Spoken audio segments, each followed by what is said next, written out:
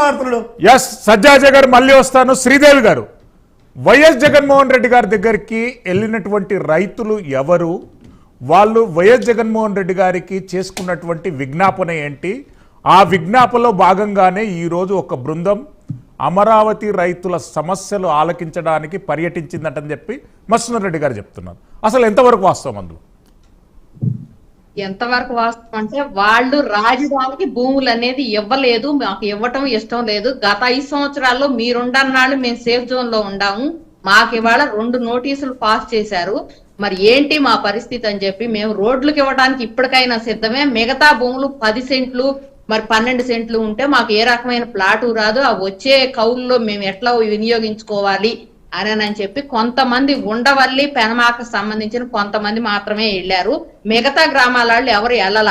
మిగతా గ్రామాల్లో కూడా ఈయన వాళ్ళు కూడా 80% ఇప్పుడు మా మందరం గ్రామంలో 10 మంది రైతులుంటే 10 మందిలో 9 మంది రైతులు భూములు ఇచ్చేశారు, ఇంకా ఒక్క రైతు మాత్రమే మిగిలాడు. అట్లాంటిది అట్లా భూములు ఇవ్వడానికి ఇష్టం లేక మాకు కొంచెం ఉందని చెప్పి మాకు బాగా వాల్యూ వస్తుంది, మేము విజయవాడకు పక్కన ఉన్నామని చెప్పేసి ఈవెన్ మళ్ళీ మెన్షన్ చేయొచ్చో చేయకూడదో వైసీపీ పార్టీ సంబంధించిన కొంతమంది మాత్రమే వెళ్ళారు. అక్కడ వెళ్ళిన వాళ్ళల్లో కూడా నేలపాడుకు సంబంధించిన ఒక రైతు అయితే అక్కడ మావిగన్ ప్రపోజల్ చెప్పాడు, ఇదేదో అమరావతికి ముప్పు వచ్చేటట్టుందని, తెల్లారేపాటికి 20 ఎకరాల పొలం ఇచ్చేసాడు ఆయన. అట్లా మీ దగ్గరకు వచ్చినా కూడా రియలైజ్ అయ్యి కొంతమంది భూమి ఇవ్వటం మాత్రం జరిగింది. అవన్నీ మనకేం జ్ఞాపకం రావు. ఇప్పుడు మధుసూదన్ రెడ్డి గారు మాట్లాడుతున్నారు అమరావతికి రావడానికి కావాలా అని చెప్పి మీరు మెన్షన్ చేశారే, ఇంతకు ముందు రోజుల్లో అమరావతి రైతులకు మద్దతు తెలియజేయడానికి మరి బోర్డర్ లో బ్యారేజ్ దగ్గర నిలబెట్టి మరి ఆధార్ కార్డులు చూపించి ఈ గ్రామానికి సంబంధించిన వాళ్ళు ఈ గ్రామానికి సంబంధించిన వాళ్ళు అయితేనే పోండి,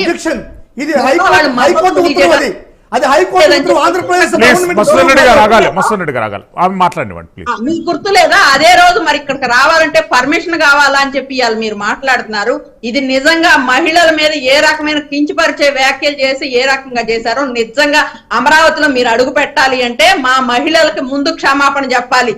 మా మానాభిమానాల మీద, లేకపోతే మేము కట్టుకున్న చీర మీద, పెట్టుకున్న బొట్టు మీద, వేసుకున్న నగ మీద, మేము తిరిగిన కార్లు అని చెప్పి రైతులంటే ఇట్లా ఉంటారా? మరి వీళ్ళు పెయిడ్ ఆర్టిస్టులని పిచ్చి కోతలు కారు కోతలు కూసిన వాళ్ళకి ఇవాళ మీద అమరావతి మీద ఎలా ప్రేమ వచ్చిందని చెప్పి మేము క్వశ్చన్ చేయడం జరుగుతుంది. అంతేగాని మీరు ఇప్పుడు టాపిక్ డైవర్షన్ మీరు ఏం మాట్లాడమన్నారో మరి వారేం మాట్లాడుతున్నారో ఇప్పుడు దీన్ని బట్టే మీకు అర్థమవుతుంది. వాళ్ళ దగ్గర సమాధానం లేదు.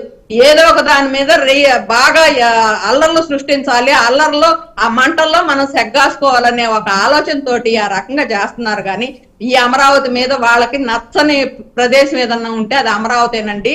మరి దాచుకున్నారు, అట్లా చేశారు ఇట్లా చేశారని గత 5 సంవత్సరాల్లో మీ హయాంలోనే సిట్టు సిబిఐలు అన్ని వేసి ఇక్కడ ఎంతవరకు ల్యాండ్ కబ్జాలకు గురైందో, లేకపోతే మరి ఇన్సైడ్ ట్రేడింగ్ జరిగిందన్నారు, ఇవన్నీ నిరూపించి మరి మీరు ఆ రోజు ఇజ్జైపోయారా? అదేమి కాకుండా మరి గత 5 సంవత్సరాలు ఏం చేశారో అర్థం లేదు. మరి ఈ 2 సంవత్సరాల నుంచి ఇక్కడ బాగా పనులు జరుగుతున్నాయి, పెట్టుబడులు వస్తున్నాయి. ఇది అనేది వీళ్ళ మీద మంచి ఒపీనియన్ పడింది. ఇప్పటికే రాష్ట్రం మీద నిజంగా 11 సీట్లు రావడానికి గల కారణం, ఏకైక కారణం ఏదైనా ఉంది అంటే అమరావతి మహిళ కార్చి కన్నీరే అని చెప్పి మాత్రం మేము నొక్కి వక్కానిస్తున్నాము. ఏ రకంగా అయితే మమ్మల్ని కొట్టారో మరి మహిళా దినోత్సవం రోజు ఈవెన్ నేను ఈ డిబేట్ లో ఉన్న నా మెడకే మరి పోలీసులు రోపేసి ఈడ్చుకెళ్లారు నన్ను. అట్లాంటి పరిస్థితుల్లో ఎన్నో ఎదుర్కొన్నాం. నా ఇంటి ముందు సిఐ ఆనంద్ అనే అతను 2:00 మహిళా దినోత్సవానికి మేము ఎక్కడికో కార్యక్రమానికి వెళ్తున్నామని మా ఇంటి ముందు గస్తీకి తిరిగాడు. మరి మా బజార్లో మా బజార్లోనే వేల మంది పోలీసులతో జమ్మూ కాశ్మీర్ లో పెట్టినట్టు కవాతులు పెట్టి చేశారు.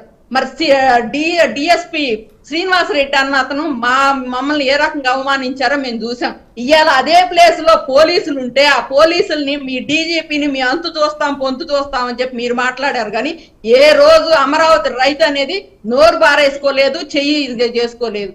కాకపోతే ఓర్పు సహనం చచ్చిపోయే ఇవాళ మాత్రం మొండికేసేసి ఎదురు తిరగడానికి సిద్ధమయ్యి ఇప్పుడు కూడా మేము ఎదురు తిరగకపోతే మా పరిస్థితి ఏంటి అని చెప్పేసి మా సోదరులు కొంతమంది మరి గట్టిగానే మోడు తేలారు. అదే 29 గ్రామాలకు సంబంధించి వచ్చినట్లయితే మీకు సరైన గుణపాఠం మాత్రం చెప్పేవాళ్ళం.